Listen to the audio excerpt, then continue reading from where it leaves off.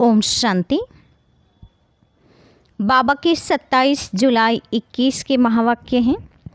मुरली का टाइटल है मीठे बच्चे, योग बल से ही आत्मा की कट निकलेगी, इसलिए योग में कभी भी गफलत नहीं करो। योग मुख्य सब्जेक्ट है, इसी से आत्मा की कट निकलेगी। इसीलिए बाबा ने कहा योग में कभी गफलत नहीं करना है, योग में एक्यूरेट रहना है। प्रश्न है, बाप ने बच्चों को बेहद का वर्षा लेने की कौन सी युक्ति बताई जिसमें माया चारों तरफ विघ्न डालती है? बाप ने बच्चों को बेहद का वर्षा लेने की कौन सी युक्ति बताई जिसमें माया चारों तरफ विघ्न डालती है? उत्तर है, बाबा ने युक्ति बताई, बच्चे तुम ब्रह्मा कुमार कुमारियाँ एक बाप के बच्चे आपस में भाई बहन हो। तुम कभी क्रिमिनल असॉल्ट नहीं कर सकते, भाई बहन विकार में नहीं जा सकते। तुम्हें शिव बाबा की मत पर चलकर बेहद का वर्षा लेना है, परंतु माया भी कम नहीं है, चारों तरफ इसमें ही विघ्न डालते रहते हैं। हम भाई बहन हैं, एक बाप से वर्षा लेते हैं, यह भूल जाते हैं। गीत है, तुम्हें पाके हमने जहाँ पा लिया, जमी तो जमी आसमां पा लिया। ओम शांति। गीत का एक अक्षर ही काफ़ी है। बच्चे जानते हैं बेहद के बाप से बेहद का वर्षा मिलता है और कल्प कल्प मिलता है। यह भी बच्चे जानते हैं कि बेहद का वर्षा बरोबर भारत को मिला था, अब वह नहीं है, फिर से मिल रहा है। देखते हो अभी तो स्वर्ग का वर्षा नहीं है, रावण द्वारा नरक का श्राप मिल रहा है। श्राप से मनुष्य दुखी होते हैं, वर अर्थात वर्षे से सुखी होते हैं। अब ब्राह्मण बच्चे जानते हैं वह है बेहद का निराकार बाप और प्रजापिता ब्रह्मा है बेहद का साकार बाप।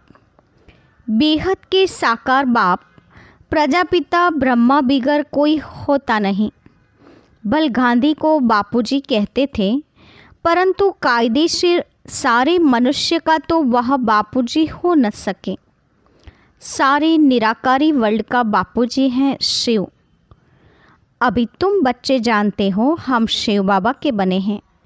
शिव बाबा ने आकर हमको अपना बनाया है वर्षा देने के लिए। मधुबन आते हैं किसके लिए? शिव बाबा से मिलने के लिए, परंतु वह तो है निराकार। सिर्फ शिव बाबा कहने से समझेंगे नहीं, इसलिए कहा जाता है बाप दादा।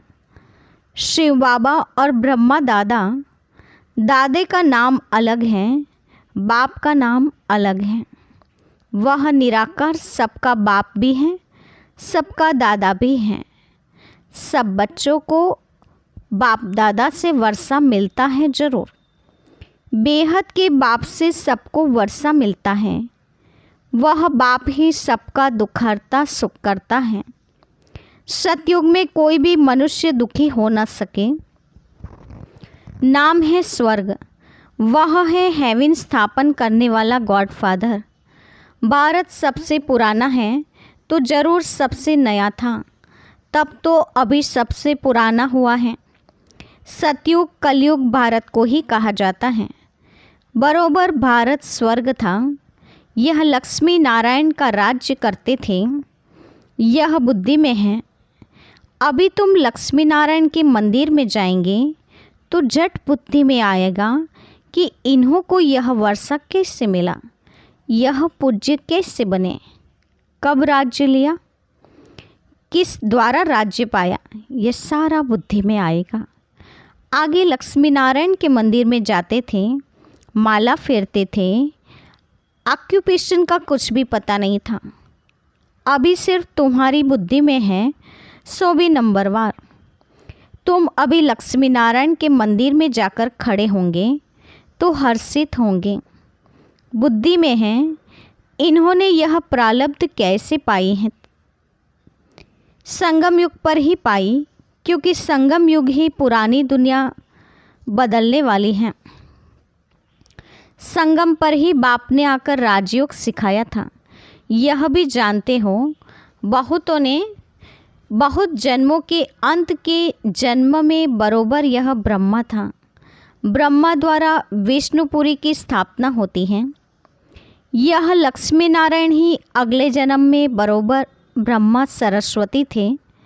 ब्रह्मा के साथ ब्राह्मण ब्राह्मणियाँ भी होंगे। सतयुग में लक्ष्मी नारायण की राजधानी थी ना, जरूर प्रजापिता भी होगा।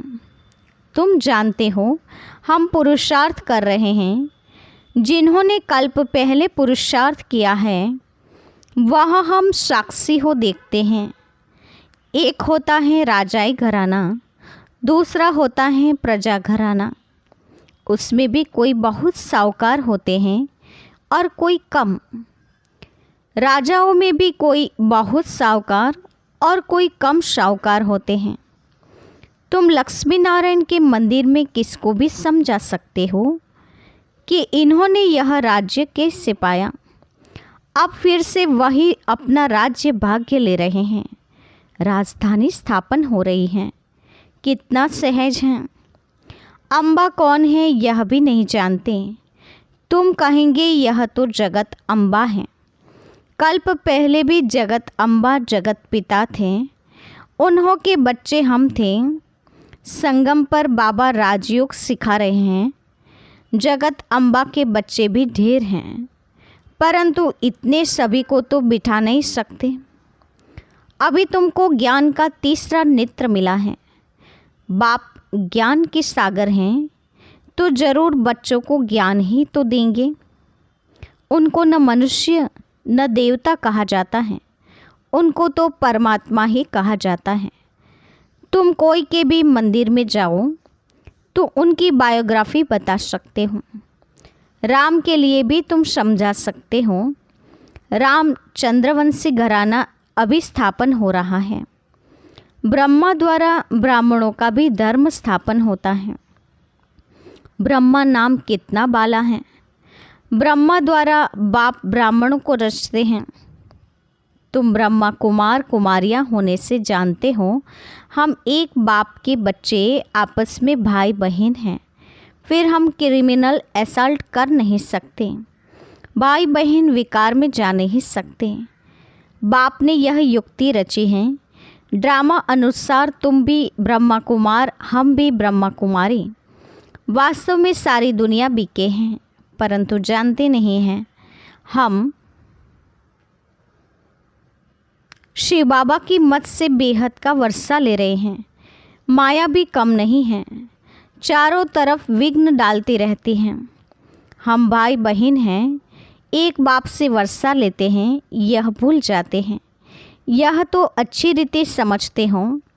सतयुग में एक ही धर्म रहता है, बाकी सब धर्म खत्म हो जाते हैं। यह भी बच्चे जानते हैं। यह कोई नई बात नहीं है। हर 5000 वर्ष बाद यह चक्र फिरता है। तिथि तारीख भी लिखो। यह भी बुद्धि में रहना चाहिए। हम शिव बाबा से इस युक्ति से वर्षा लेते हैं। लक्ष्य तो मिला हुआ है ना। बाप को याद कर बाप से वर्षा लेना है। याद अर्थात योग बल से ही कट निकलेगी। इसमें कोई गफलत न हो, इसलिए मुरलियाँ मिलती हैं। निश्चय बुद्धि पक्का है तो बल कहाँ भी चला जाए, समझो मुरली नहीं मिलती तो भी बुद्धि में तो है ना कि हम बाबा का बन गया। बाबा ने समझाया है, तुम्हारी आत्मा तमोप्रधान बनी है। अब तुम बाप को याद करो तो तमोप्रधान से सतोप्रधान बनेंगे। यह महामंत्र एक बाप ही बतलाते हैं और कोई बतला न सके। बाप ही कहते हैं, मीठे मीठे बच्चे, याद के बल से ही तुमको तमोप्रधान से सतोप्रधान बनना है। यह अक्षर है, परंतु किसकी बुद्धि में नहीं आता। अब तुम समझते हो, बरोबर कल्प पहले भी बाबा ने यह अक्षर कहा था कि देह के सब धर्मों को छोड़ अपने को आत्मा समझो। यह सब देह के धर्म है ना। सबका बाप तो एक ही है। सब आत्माएं उस एक बाप को पुकारती हैं।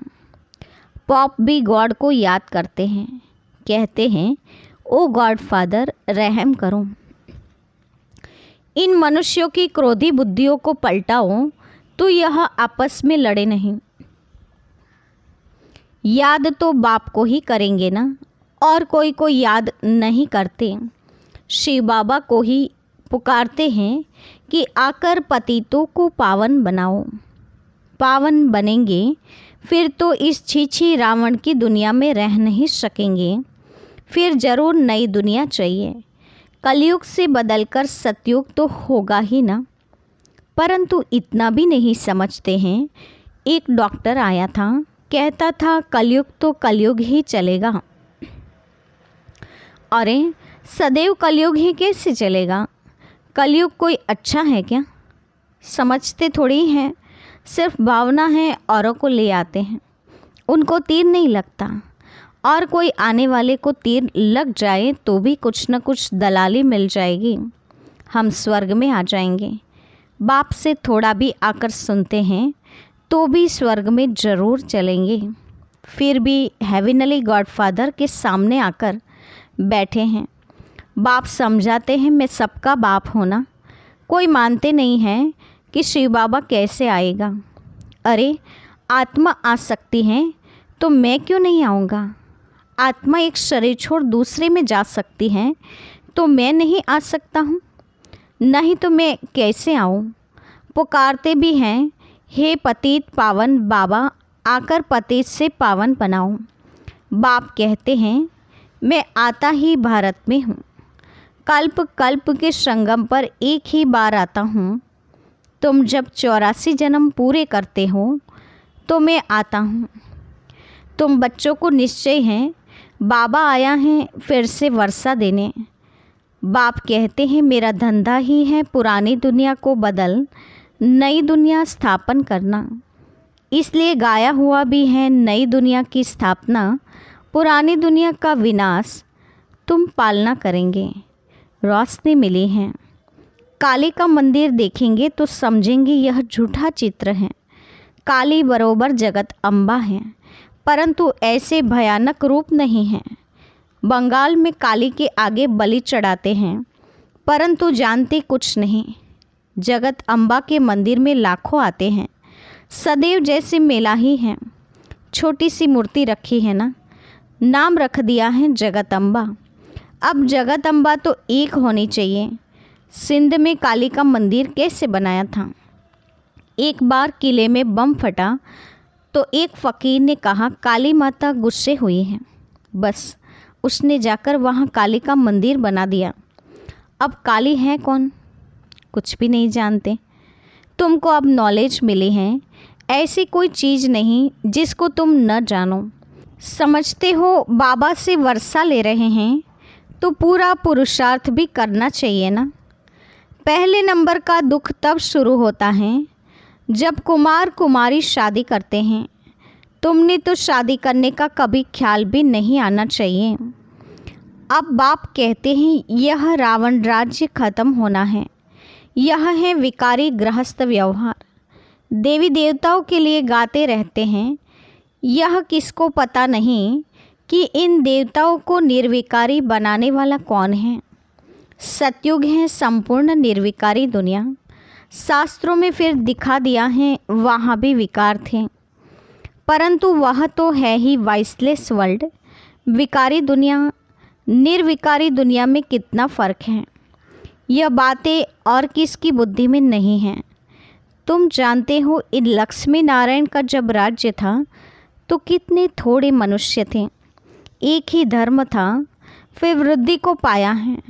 चक्र भी पूरा लगाना पड़े तब कहेंगे पूरी पृथ्वी पर चक्र लगाया। समुद्र को तो चक्र लगा न सके।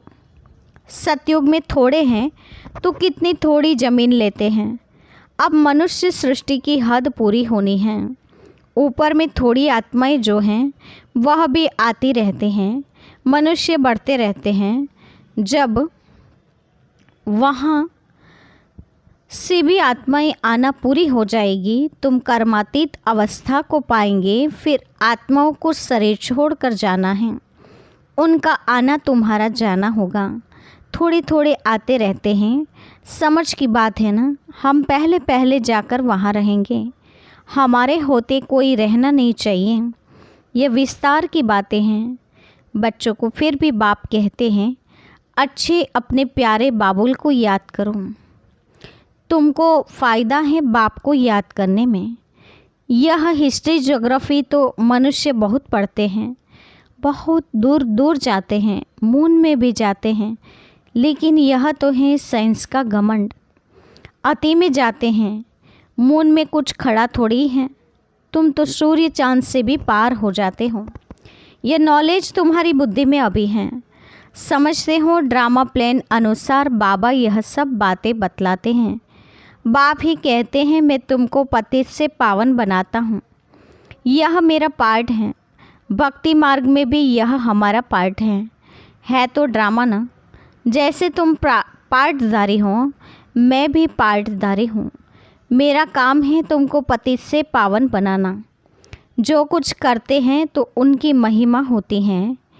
इन लक्ष्मी नारायण की देखो कितनी महिमा है, परंतु उन्हों को ऐसा लायक किसने बनाया?